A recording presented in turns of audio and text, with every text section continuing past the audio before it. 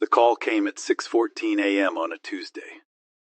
I was already awake, sitting on the porch of my cabin outside Durango, Colorado, watching the sun climb over the mountains. I had been an early riser since the divorce. Sleep did not come easy anymore, so I stopped fighting it. My phone buzzed. Unknown number. I almost ignored it. Mr. Ashford, this is Dr. Priya Ravenscraft-Toft at Children's Hospital, Colorado in Aurora. I'm calling about your son, Caleb. I sat up straight. My son? A word I had not heard directed at me in 3 years. What happened? Is he okay? Caleb has been diagnosed with acute myeloid leukemia. He needs a bone marrow transplant. His mother provided us with your contact information as a potential donor. My ex-wife, Nain, gave them my number. Nain, who had spent 3 years telling our boys that I abandoned them. Nain, who had blocked my number and returned every letter I sent unopened. Nan, who had texted me after the divorce, was final, saying the twins were ashamed to call me their father. That Nan needed my help now. I'll be there in 6 hours, I said. My name is Fletcher Ashford. I'm 41 years old. I work as a wilderness guide in southwestern Colorado, leading hiking and camping trips for tourists who want to experience the mountains. Before that, I was a high school history teacher in Denver, making decent money, living a normal life with a wife and twin sons. That life ended 3 years ago, when Nan decided I was not enough. The drive from Durango to Aurora took 5.5 hours. I pushed the speed limit the whole way, my old Jeep rattling over mountain passes and down into the flatlands east of the Rockies. I did not stop for food or gas or anything except to use the bathroom once at a rest stop near Poncha Springs. My boys, Caleb and Micah, they were 11 years old now. The last time I saw them in person, they were 8, standing in the driveway of the house I used to own, watching me load boxes into a rental truck. "Daddy, why are you leaving?" Micah had asked. "I'm not leaving you, buddy. I'm just moving to a different house. I'll see you every weekend, I promise." I never saw them again. Nain made sure of that. The hospital was enormous. A sprawling complex of buildings connected by walkways and tunnels filled with sick children and terrified parents. I found the oncology ward on the 4th floor and gave my name to the nurse at the desk. "Mr. Ashford, Dr. Ravenscraft-Toft is expecting you, but first there's someone who wants to speak with you." She gestured toward the waiting area. Nain was sitting in a plastic chair, clutching a paper cup of coffee like it was the only thing keeping her upright. She looked older than I remembered, thinner. The confidence that had defined her during the divorce was gone, replaced by something hollow and desperate. She saw me and stood. Fletcher Nain. We stared at each other across 3 years of silence. "Thank you for coming," she finally said. "I know I don't deserve." "Where is Caleb?" She flinched at my tone. "Room 412. He's sleeping. The chemo is hard on him." "And Micah with my mother?" "He wanted to come, but I thought..." She trailed off. "I thought it would be easier if he wasn't here for the testing." Easier for who? I wanted to ask. But I did not have the energy for that fight. Not now. "Where do I go for the bone marrow test?" "The lab is on the 2nd floor. Dr. Ravenscraft-Toft said she would meet you there." Nadine reached out like she wanted to touch my arm, then stopped herself. "Fletcher, I know things ended badly between us, but Caleb needs this. He needs you." "He's needed me for 3 years, Nain. You just wouldn't let him have me." I walked away before she could respond. The bone marrow compatibility test took about an hour. They drew blood, swapped my cheek, ran me through a medical history questionnaire. Dr. Ravencraft was a small woman with kind eyes and an efficient manner. She explained the process clearly, answered my questions patiently, treated me like a human being instead of just a potential donor. "We should have preliminary results within a few hours," she said. "If you're compatible, we'll discuss next steps." The donation procedure itself is relatively straightforward, though it does require a short hospital stay. "Whatever he needs, I don't care about the procedure. Just tell me if I can help my son." She nodded and left me in the waiting room. I sat there for 3 hours, did not eat, did not read, just sat and thought about Caleb, about Micah, about all the years I had missed. When Dr. Ravenscroft finally returned, her face was different. Something was wrong. "Mr. Ashford, could you come with me, please?" She led me down a corridor to a small conference room. Inside were 2 other people, a man in a suit and a woman in a white coat. They were both staring at a folder on the table. "Mr. Ashford, this is Dr. Isif Okonkwo, our head of hematology. And this is Dr. Celeste Hang, our chief of genetics." Genetics? Why would they need a geneticist?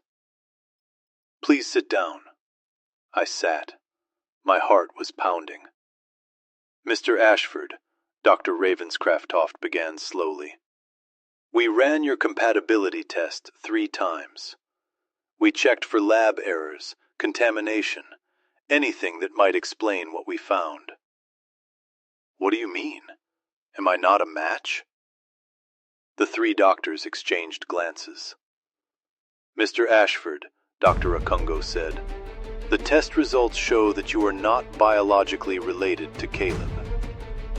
The words did not make sense. "That's impossible. He's my son. He and Micah are twins. I was there when they were born." "We understand this is difficult to hear, but genetics don't lie." Dr. Huang leaned forward. "We ran a full panel. There is no paternal DNA match between you and Caleb. And based on the genetic markers, we believe there would be no match with Micah either." "What are you saying? That neither of them is mine?" "That's exactly what we're saying, Mr. Ashford. Neither twin shares your DNA. You cannot be their biological father." The room started spinning. I grabbed the edge of the table. "Then who?" "We don't know. That would require testing other potential fathers." Dr. Ravenscraft's voice was gentle.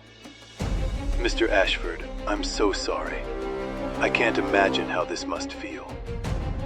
I could not speak, could not think, could not do anything except stare at the folder on the table.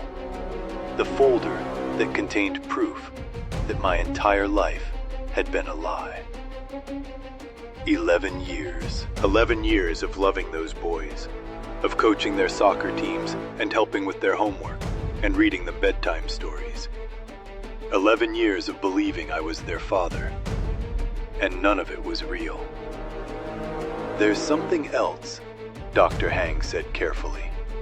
"Something that makes the situation more complicated." More complicated. The genetic analysis revealed an anomaly. Caleb and Micah are twins. Yes, but they're not identical twins as you were presumably told. They're fraternal. Okay, so fraternal twins can have different fathers. It's rare, but it happens. It's called heteropaternal supercondation. I stared at her. Different fathers? You're saying my twins have different fathers?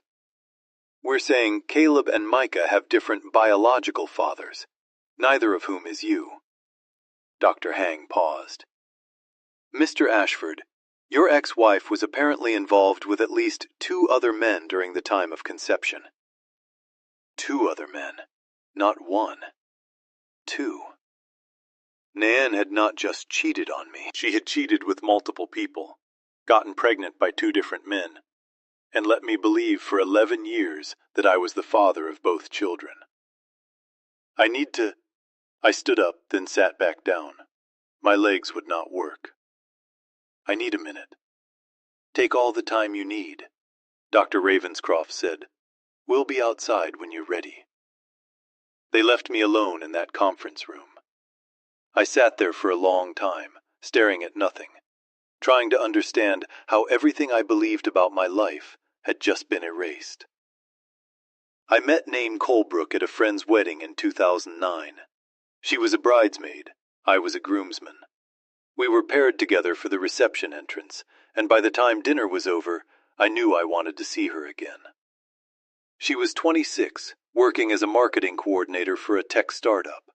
Smart, ambitious, with a laugh that made you feel like you were the funniest person alive. We dated for 2 years, got engaged on a trip to San Francisco, and married in the fall of 2011.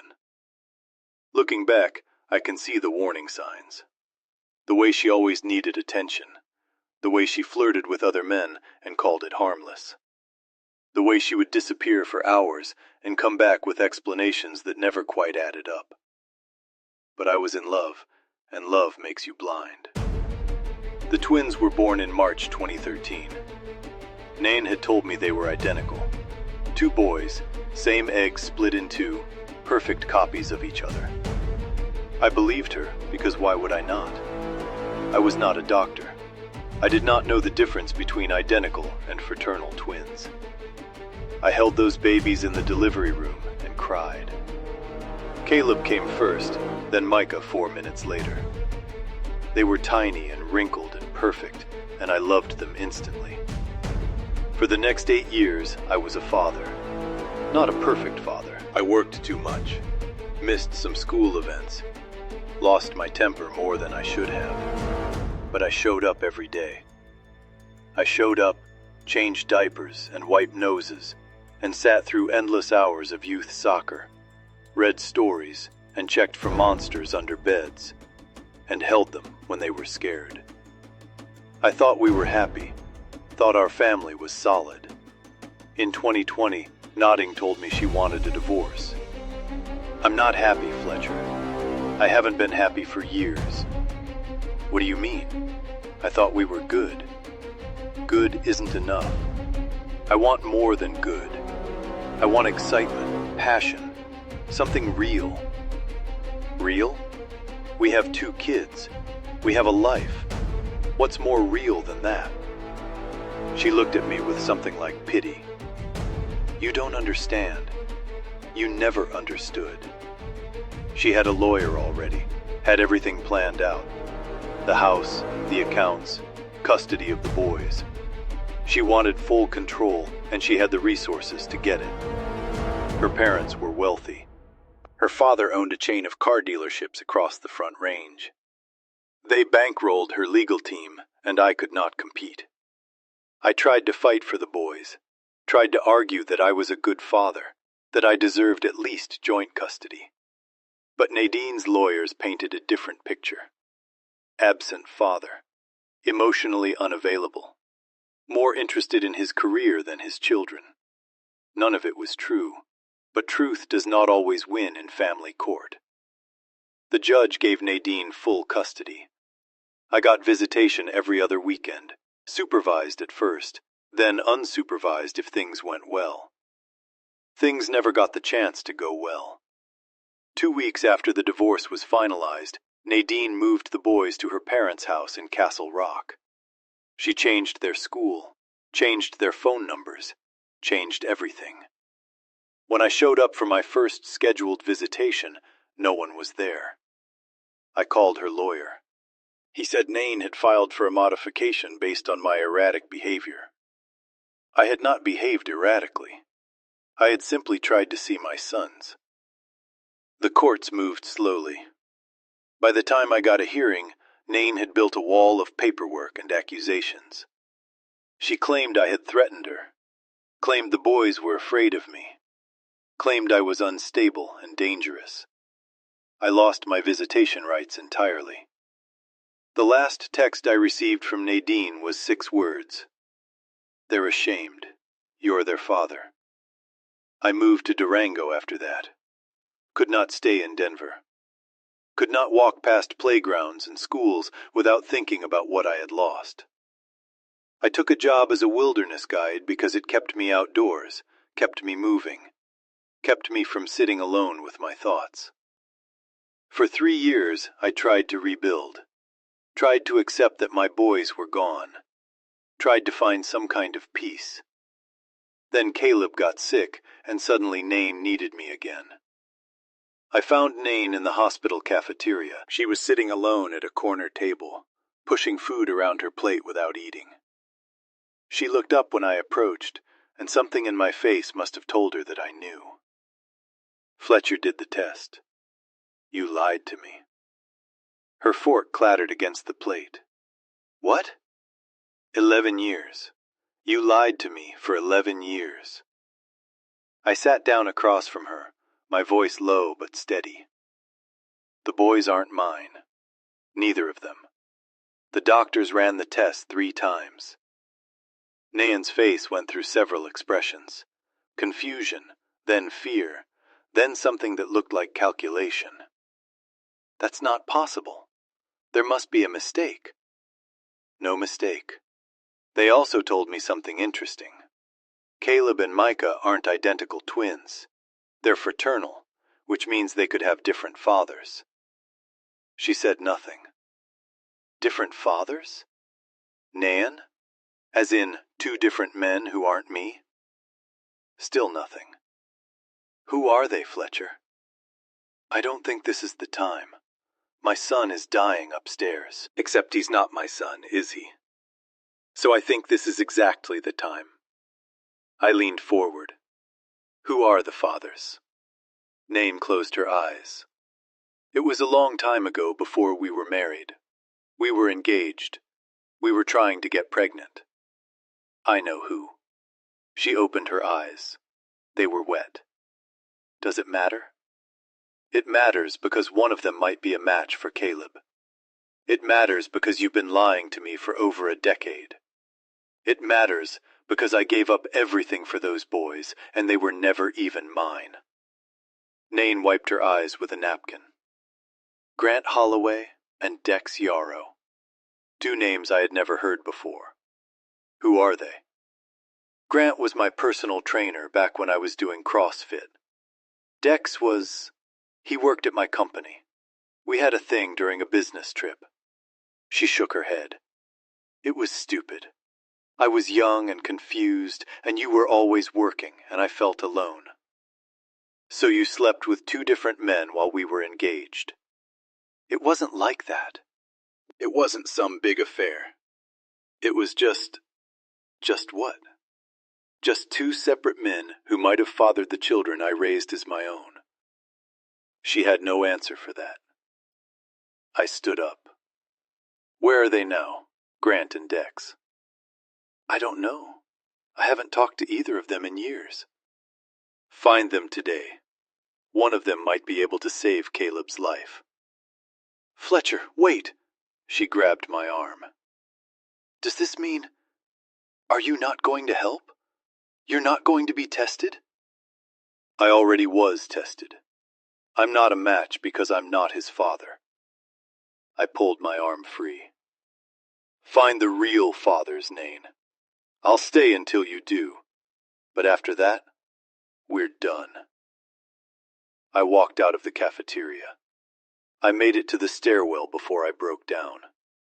Sat on the concrete steps and cried like I had not cried since the divorce.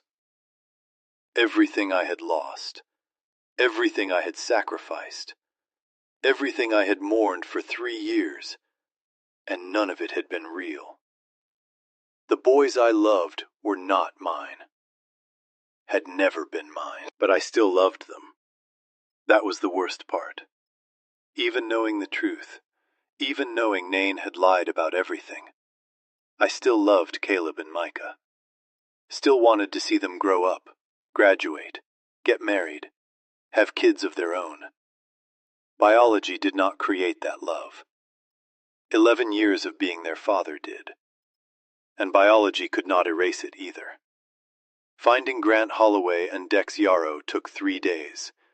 Nadine hired a private investigator, paid for by her parents, who had suddenly become very cooperative now that their grandson was dying. I stayed at a motel near the hospital, visiting Caleb whenever the doctors allowed. He was so thin. The chemo had taken his hair, his energy, his appetite. But his eyes were the same. Those deep blue eyes that had looked at me with such trust when he was small. Dad. He still called me Dad. Even after 3 years of Nain telling him I was a monster, he still called me Dad. Hey, buddy. How are you feeling? Tired? Everything hurts. I know, but the doctors are working hard to make you better. They're going to find someone who can help. Is it you? Mom said you might be a match. I hesitated.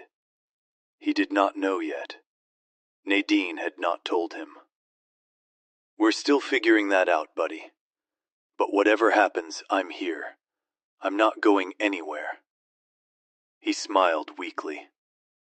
I missed you, Dad. I missed you too, more than you know. I held his hand until he fell asleep. Micah came to visit on the second day. He was bigger than Caleb, healthier, with their mother's dark hair instead of the light brown that Caleb and I had shared. Now I knew why they looked different. Different fathers. Hi, he said awkwardly from the doorway. Hi, Micah. You can come in. He shuffled into the room, avoiding eye contact. Mom said you came to help Caleb. That's right. She said you weren't a match. So Nadine had told him that much, just not the whole truth. No, I wasn't. But they're looking for someone else who might be. Micah nodded. He looked like he wanted to say something else, but did not know how. You can ask me, Micah, whatever you want to know. He finally looked at me. Why didn't you fight harder for us? I mean, after the divorce, Mom said you didn't want us anymore, but I never believed her. My heart cracked open. I fought as hard as I could, buddy, but your mom had lawyers I couldn't afford, and the judge believed her instead of me. I tried to see you, called, wrote letters, showed up at your school once. Nothing worked. We never got any letters. I know. Your mom made sure of that. Micah was quiet for a moment. She lied about a lot of things, didn't she? Yeah, she did. Is she lying about something else? Something about the test. Smart kid. Always had been. Ask your mom, Micah. It's not my place to tell you.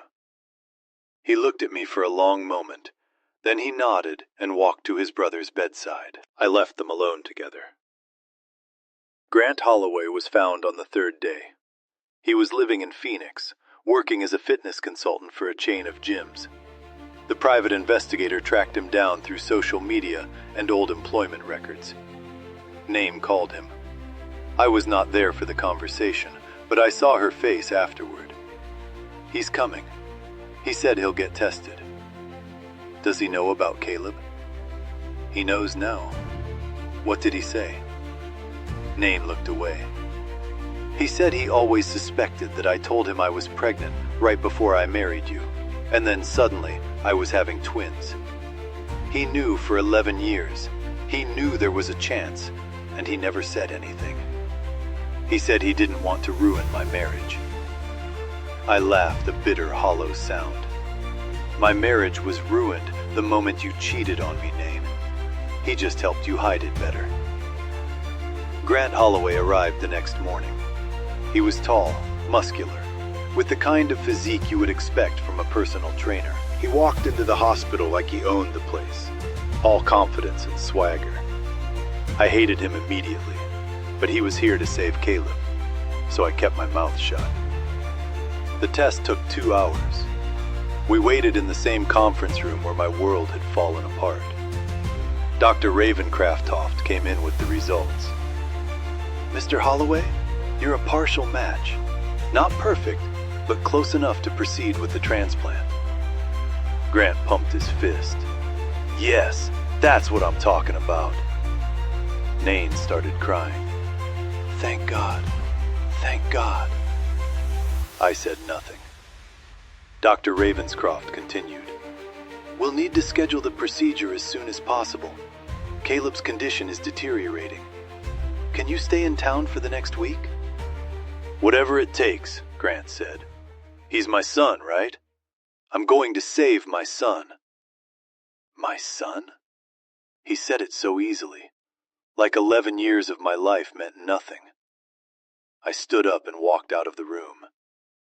No one tried to stop me. I was packing my bag at the motel when someone knocked on the door. Micah was standing in the hallway alone. How did you get here? Took an Uber. Don't tell Mom. I stepped aside to let him in. You're leaving? He said, looking at my bag. Yeah, Grant's a match. They don't need me anymore. I need you. The words hit me like a punch. Micah, I know. Okay, I figured it out. Mom told Caleb about Grant, about how he's the biological father. And I saw the way she looked at me afterward, like she was deciding whether to tell me, too. He sat down on the edge of the bed. So I asked her straight out, and she admitted it. Some guy named Dex is my real father. I'm sorry, Micah. I'm so sorry. Don't be. You didn't do anything wrong. He looked up at me. You're still my dad. I don't care what some DNA test says. You're the one who taught me to ride a bike. You're the one who stayed up all night when I had the flu. You're the one who actually showed up. I sat down next to him. I wanted to be there every day for the past 3 years. I wanted to be there. I know. I figured that out too. He wiped his eyes. Mom lied about everything, didn't she? About you not wanting us. About you being dangerous. All of it. Yeah, she did. Why? I don't know. I've been asking myself that question for 3 years. We sat in silence for a while. What happens now? Micah asked. Grant saves Caleb. Your mom deals with the consequences of her lies, and you and your brother figure out who you want in your lives. I want you in my life. Both of us do. Caleb asked about you this morning. Asked if you were coming back. I don't know if I can, buddy. Your mom has custody. The courts. Forget the courts. Micah's voice was suddenly fierce. I'm 14 in 2 months. Caleb too. The judge will listen to us. We'll tell them what Mom did. We'll tell them we want to live with you. It's not that simple. It should be. He was right. It should be. Let me talk to a lawyer, I said finally. Let me see what our options are.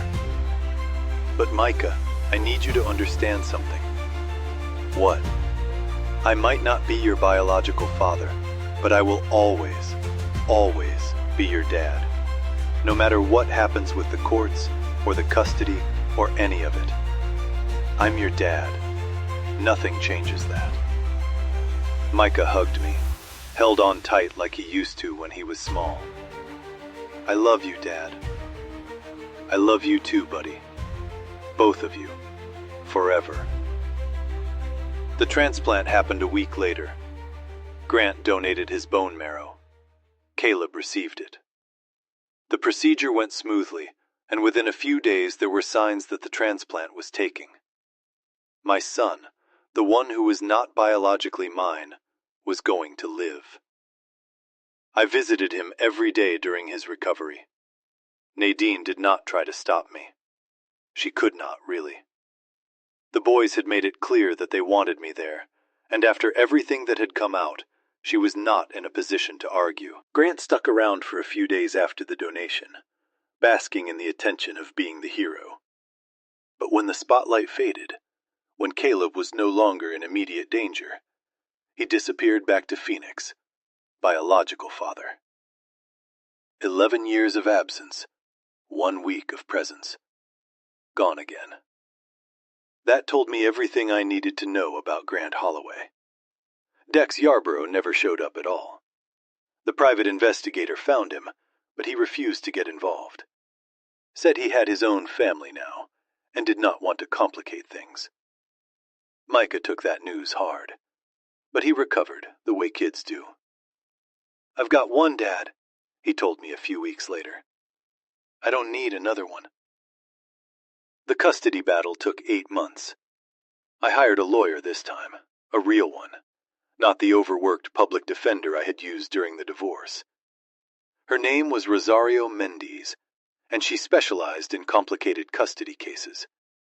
"You have a strong case," she told me after reviewing everything. The biological father revelation. The parental alienation. The fact that both boys want to live with you. We can work with this. What are my chances? Better than they were 3 years ago, especially if Nadine doesn't fight too hard. Naeem did not fight at all. I think she was tired. Tired of lying. Tired of maintaining the facade. Tired of being the villain in her own story. When the mediation started, she agreed to joint custody almost immediately. "I messed up," she told me during a break in negotiations. "I know I messed up." "Yeah, you did." I was scared, Pletcher. After the divorce, I was scared you would take them away from me. So I took them away from you first. That doesn't make it right. "I know nothing makes it right," she sighed. "But I want the boys to have their father, their real father, the one who raised them. Can we at least agree on that?" For the first time in years, we agreed on something. The final custody arrangement gave me the boys every other week, plus holidays and summer vacations. Not perfect, but better than nothing. Better than the 3 years of silence that had come before. Caleb recovered fully. The bone marrow transplant took his leukemia went into remission. And within a year, he was back to his old self, playing soccer, struggling with math, arguing with his brother about video games, normal kid stuff. He knows about Grant now. Knows the man who donated his bone marrow is his biological father. But he also knows who raised him. "Grant saved my life," he told me once. "But you made my life worth saving." I cried when he said that. Could not help it. Micah never reached out to Dex. Never wanted to. He said he had everything he needed right here. The boys are 15 now. High school freshmen dealing with all the drama and confusion that comes with that age. They still spend every other week at my cabin in Durango, hiking and camping, and learning to fish in the mountain streams. It is not the life I imagined. Not the unbroken family I thought I was building when I held them in the delivery room all those years ago. But it is real. It is honest. And it is mine. Nadine and I are not friends. Probably never will be. But we have found a way to coexist, to communicate about the boys without fighting, to put their needs ahead of our old wounds. She is getting married again. I heard some accountant she met through her father's business. I hope it works out for her. Not for her sake, but for the boys. They deserve stability. I am not dating anyone. Have not really tried since the divorce. Maybe someday I will. But for now, I have everything I need. 2 sons who call me Dad. A home in the mountains. And the knowledge that biology is the least important part of being a father. I keep a photo on my desk. It is from the boys' first soccer game, back when they were 6. They are wearing matching jerseys, holding a trophy that everyone got for participating, grinning at the camera like they just won the World Cup. I am in the background, out of focus, but you can tell I am smiling too. That photo was taken during the good years, before the divorce, before the custody battle. Before I learned that the boys I loved were not biologically mine. I used to look at it and feel sad. All that happiness, all that innocence, all of it built on a lie. Now I look at it and feel grateful. Grateful for those years. Grateful for the boys those babies became. Grateful that despite everything Name did, despite all the lies and manipulation, the bond I built with Caleb and Micah survived. Blood does not make a family. Showing up does. Being there for the hard parts and the easy parts, and everything in between. I showed up for 11 years as their only father, and for the 3 years when I was forbidden from seeing them at all. I never stopped showing up. And when they were old enough to choose for themselves, they chose me. That is worth more than any DNA test. So here is my question for you. What makes someone a father? Is it biology? Is it a legal document? Or is it something deeper? Something that cannot be measured in a lab or argued in a courtroom? I spent 3 years thinking I had lost my sons. Turns out I never lost them at all. They were waiting for me the whole time. Tell me your story. What does family mean to you? If this resonated with you, hit that like button. Share it with someone who needs to hear it. And if you want more stories like this, subscribe to the channel. New stories every day. Real people, impossible situations, and the strength we find when everything falls apart. Turn on notifications so you do not miss a single one. Thank you for staying until the end. It means everything. I will see you in the next one.